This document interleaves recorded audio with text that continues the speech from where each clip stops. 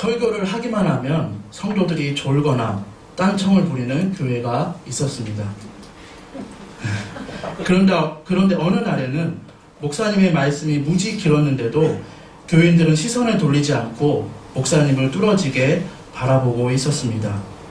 목사님은 너무 감격하여 예배 후에 사모님에게 물었습니다. 오늘 설교는 괜찮았나 봐. 교인들이 모두 나를 뚫어지게 보더군.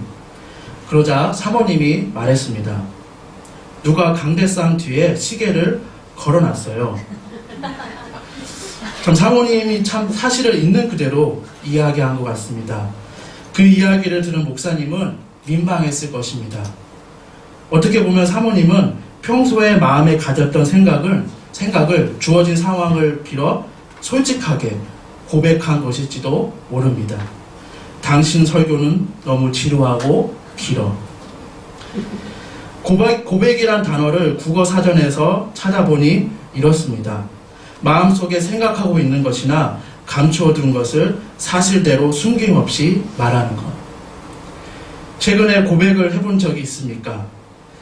고백은 그저 남자가 마음에 드는 여자와 사귀고 싶어 할 때만 할까요?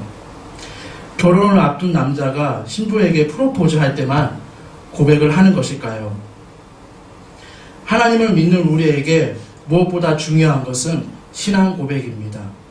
하나님에 대한 믿음을 고백하는 것은 우리가 살아가면서 꼭 해야 되는 것이며 그 고백대로 살아야 하기 때문에 사는 고백입니다. 그 사는 고백 첫 번째는 하나님을 찬미합니다. 입니다. 3장 8절 말씀입니다. 뛰어서서 걸으며 그들과 함께 성전으로 들어가면서 걷기도 하고 뛰기도 하며 하나님을 찬미하니. 찬미는 하나님을 높이는 것인데 다름 아닌 예수님이 주되심을 인정하며 하나님께 영광을 돌리는 것입니다. 빌립보서 2장 11절 말씀입니다. 모든 입으로 예수 그리스도를 주라 시인하여 하나님 아버지께 영광을 돌리게 하셨느니라. 그래서 단순히 평생 앉아만 있다가 이제 기적적으로 걷게 되었다는 이유만으로 하나님을 찬미한 것이 아닙니다. 6절의 말씀처럼 예수 그리스도의 능력을 받았기 때문입니다.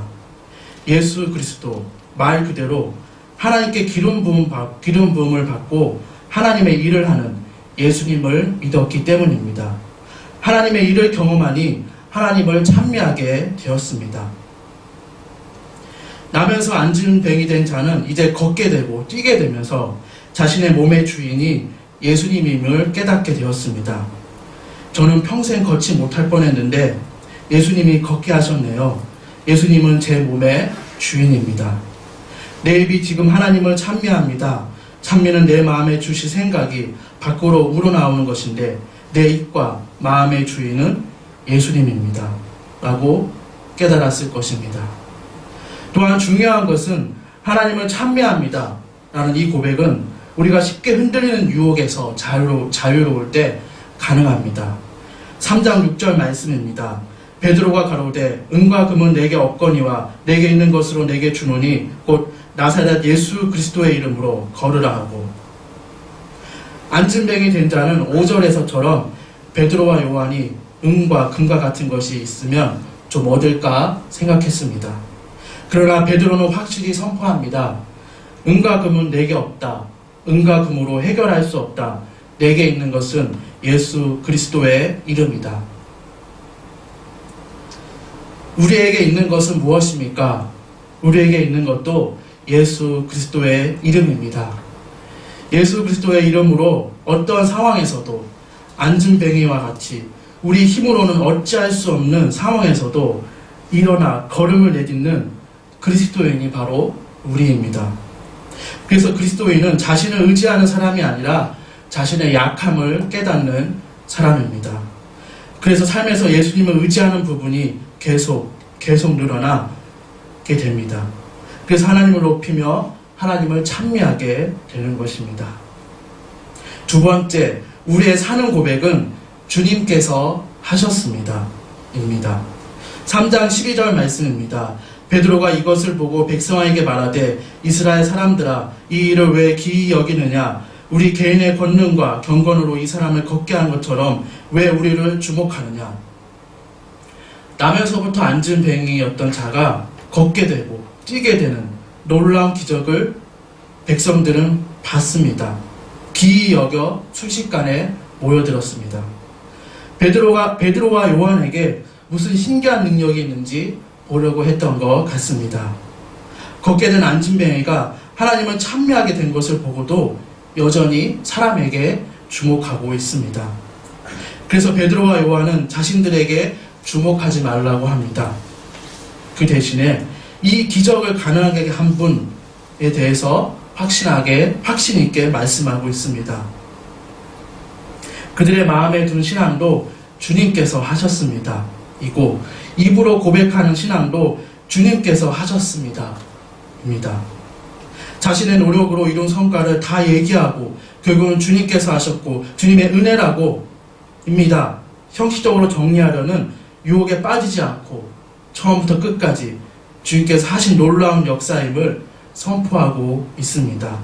그 선포 가운데 우리가 주님에 대해 고백해야 할 신앙의 내용이 있습니다. 3장 14절 말씀입니다. 너희가 거룩하고 의로운 자를 부인하고 도리어 살인한 사람을 놓아 주기를 구하여. 거룩하고 의로운 자라는 것은 참되신 분이라는 것입니다. 거룩하고 의로운 자는 주님밖에 없습니다. 시대가 변하고 세상 사람들이 잘못된 길로 가더라도 거룩하고 의로우신 예수님을 믿어야 하고 그분만을 믿을 수 있다는 것입니다. 그분이 기준이 되기 때문에 평생 그분의 삶과 가르침을 따라야 한다는 것입니다. 그러나 우리들은 이렇게 하지 못했기 때문에 하나님께서 하셨습니다. 3장 15절 말씀입니다. 생명의 주를 죽였도다. 그러나 하나님이 죽은 자 가운데서 살리셨으니 우리가 이 일의 증인이로다. 우리는 죽였지만 하나님은 살리셨습니다.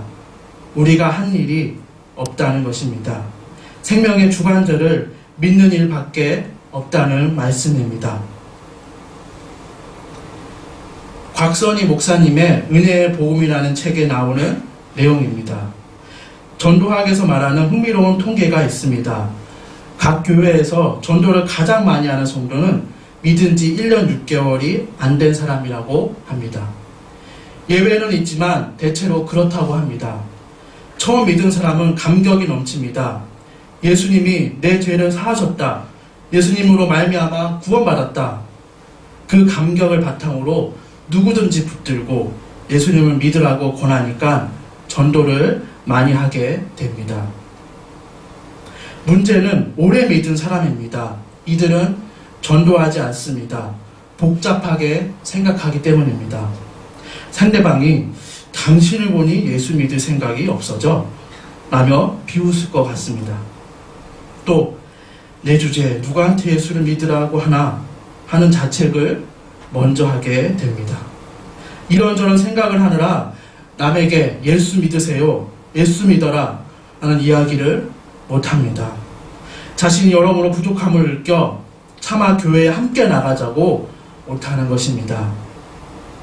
그러나 이것은 내 의를 의지해 전도하겠다는 잘못된 생각입니다.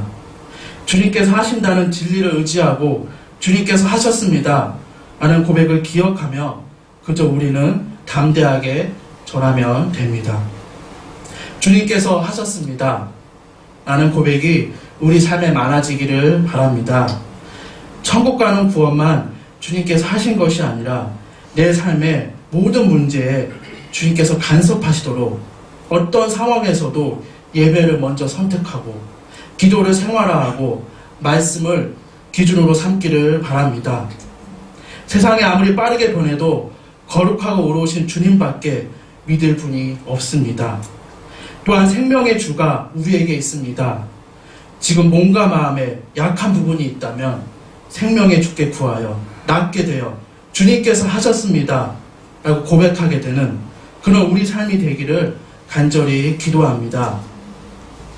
마지막 셋째, 우리의 사는 고백은 부족해도 주님 앞에 나아갑니다 입니다. 3장 19절 말씀입니다. 그러므로 너희가 회개하고 돌이켜 너희 죄 없이함을 받으라. 이같이 하면 유쾌하게 되는 날이 주 앞으로부터 이를 것이요. 회개하고 돌이킨다는 것은 부족해도 주님 앞에 계속해서 나아간다는 것입니다. 단 자신의 죄악된 모습에 대해 가슴 아파하며 완악함을 벌어야 합니다. 그러면 유쾌하게 되는 날이 이른다고 합니다. 이 단어의 원어의 1차적 의미는 새롭게 된다는 것이라고 합니다. 하나님께서 이전의 죄를 기억하지 않으시는 은혜를 베푸신다는 것입니다. 그래서 이제는 새로운 피조물로 주님 앞에 사는 것 같이 사는 것입니다.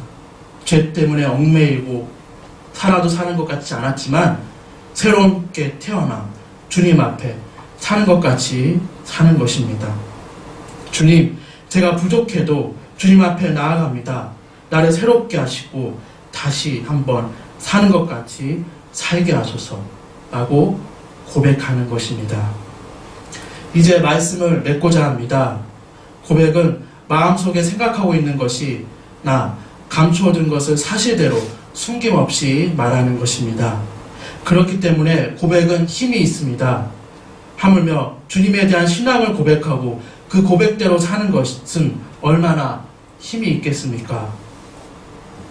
오늘 말씀을 통해 주신 고백, 하나님을 찬미하겠습니다. 어렵고 힘든 것이 아니라 이미 우리에게 주신 예수 그리스도의 이름이 있습니다. 예수 그리스도의 이름으로 어떤 상황에서도 안진뱅이와 같이 우리 힘으로 어찌할 수 없는 상황에서도 일어나 걸음을 내딛는 그리스도인이 우리입니다. 이 사실을 기억하며 예수님으로 말미암아 하나님을 높이고 하나님을 찬미하게 되는 우리가 되기를 바랍니다. 그리고 주님께서 하셨습니다. 천국 가는 구원만 주님께서 하신 것이 아니라 거룩하고 의로우신 주님께서 내 삶의 모든 문제에 간섭하시도록 예배를 먼저 선택하고 기도를 생활화하고 말씀을 기준으로 삼기를 바랍니다. 그러나 잘 되지 않을 때가 많습니다. 그럴 때 주님, 제가 부족해도 주님 앞에 나아갑니다.